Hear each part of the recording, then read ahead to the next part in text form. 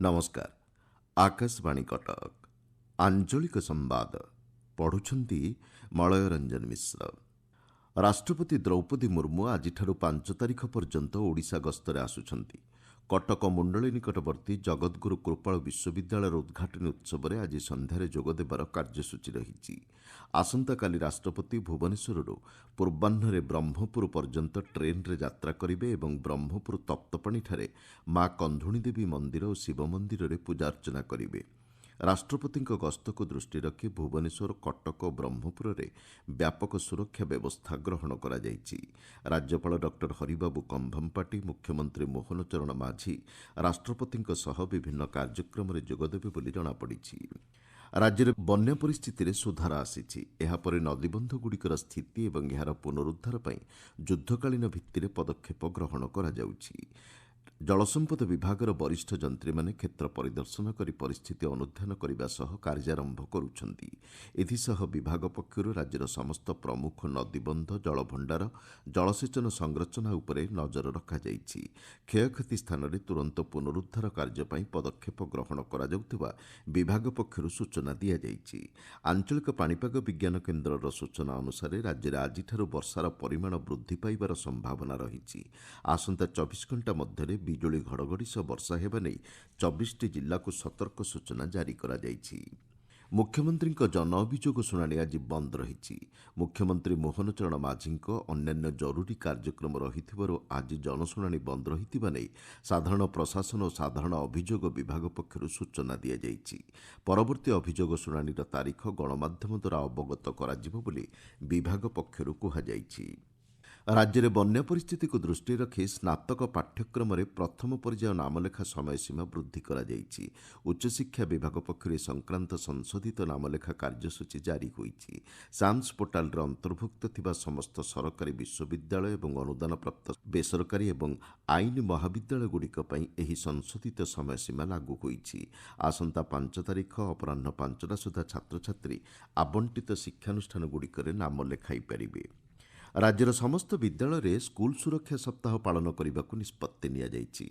ओडिशा विद्यालय शिक्षा कार्यक्रम कर्तृपक्ष ओसेपा पक्षर एने समस्त जिलापाल को निर्देश दिया जाइछि। जातीय मानवाधिकार आयोग और जातीय विपर्यय परिचालना कर्तृपक्ष निर्देश आधार में वर्षा ऋतु छात्र छात्री सुरक्षा को सुनिश्चित करने लक्ष्य नहीं एही पदक्षेप ग्रहण करा जिवो। एथिसह समस्त स्कूल रे कोठाबाड़ी सुरक्षा स्थिति नहीं समीक्षा करने को जिलापाल माननकु कुहाଯାଇଛି।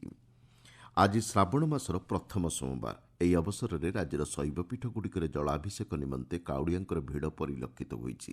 ଭୁବନେଶ୍ୱର ଲିଙ୍ଗରାଜ ମନ୍ଦିର, ଭଦ୍ରକର ଆଖଣ୍ଡଳମଣି, ନୟାଗଡ଼ ଲଡ଼ୁବାବା ପୀଠ, ଢେଙ୍କାନାଳର କପିଳାସ ପୀଠ, କଟକର ବାବା ଧବଳେଶ୍ୱର, ପୁରୀ ଲୋକନାଥ ମନ୍ଦିର, ବାଲେଶ୍ୱରର ବାବା ପଞ୍ଚ ମହାଲିଙ୍ଗେଶ୍ୱର, କୋରାପୁଟର ଗୁପ୍ତେଶ୍ୱର ଆଦି ପୀଠଗୁଡ଼ିକରେ ଶ୍ରଦ୍ଧାଳୁଙ୍କର ଭିଡ଼କୁ ଦୃଷ୍ଟି ରଖି ସ୍ୱତନ୍ତ୍ର ବ୍ୟବସ୍ଥା ଗ୍ରହଣ କରାଯାଇଛି। ଏ ସମ୍ପର୍କରେ ପୁଲିସ କମିଶନର ଏସ୍ ଦେବଦତ୍ତ ସିଂ କହିଛନ୍ତି, पवित्र जल लेके विभिन्न शिव मंदिर जीवे बहुत जने श्री लिंगराज मंदिर जीवे बहुत जने अन्य जगह जीवे सुरक्षा पाई एवं पब्लिक ऑर्डर ट्रैफिक जमती सुचारू रहबो तापई व्यापक बंदोबस्त कराई छी। रास्ता रे ट्रैफिक नियंत्रण एवं सेफ्टी पाई को दिया छी। पाखापाखि 8 कार्टून कटक यूपीडी लगाई छन। रिफ्लेक्टर टेप एवं जैकेट देउछु संध्या हो जाए प्राय ते बड़ी गाड़ी गुड़ा आसे सेटा टिके लाइट हेबो समझबो तागर एटा सेफ्टी रहबे। नवरंगपुर जिला उमरकोटर अधिष्ठात्री देवी मां पेंटाणी वार्षिक यात्रा संपन्न होईछि। एथिरे राज्य और पड़ोशी राज्य छत्तीसगढ़ बहु श्रद्धालु जोग देइथिले। 2030 राज्यगोष्ठी क्रीड़ा प्रतियोगिता भारतर अहमदाबाद में अनुष्ठित हेब। चलित 23तम संस्करण गतकाली ग्लासगोठारे उद्यापित होईछि। 74टी राज्यगोष्ठी देश समूह को नहीं प्रति 4 वर्ष आयोजित होउथिबा ଏହି क्रीड़ा महाकुंभ गत 11 दिन धरी अनुष्ठित होइथिला। उद्यापनी समारोह में भव्य सांस्कृतिक कार्यक्रम अनुष्ठित होइथिला। ग्लासगो राज्यगोष्ठी क्रीड़ार अध्यक्ष जॉर्ज ब्लैक आसंता क्रीड़ा प्रतियोगिता पई भारत को पताका और बैटन हस्तांतर करथिले। भारत पक्षर विशिष्ट जाभलिन थ्रो क्रीड़ाविद नीरज चोप्रा एवं भारतीय ओलंपिक एसोसिएशन अध्यक्ष पीटी उषा और गुजराटर उपमुख्यमंत्री हर्ष सांघवी यहां ग्रहण करथिले। एही संस्करण में भारत मोट 39टी पदक हासिल करिछि। 13टी स्वर्ण, 17टी रौप्य और 9टी कांस्य पदक सह भारत तालिकार चतुर्थ स्थान में रहिछि। ଅଙ୍ଗଦାନର ଗୁରୁତ୍ୱ ସମ୍ପର୍କରେ ସଚେତନତା ସୃଷ୍ଟି ଉଦ୍ଦେଶ୍ୟରେ ଆଜି ଜାତୀୟ ଅଙ୍ଗଦାନ ଦିବସ ପାଳନ କରାଯାଉଛି।